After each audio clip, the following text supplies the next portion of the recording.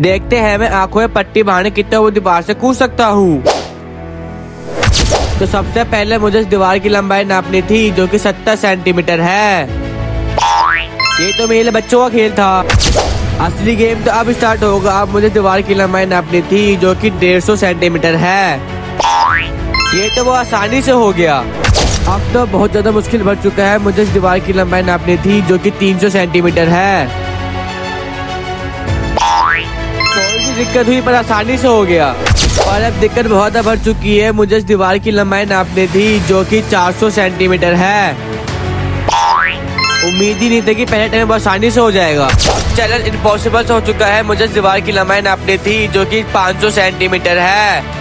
इस दीवार की हाइट देख के मुझे इम्पॉसिबल लगा था और मेरी हवा टाइट हो रही थी कि मैं ऐसे कर पाऊंगा। अगर मैंने ऐसे करा तो आपको वीडियो को लाइक चैनल को सब्सक्राइब करना होगा।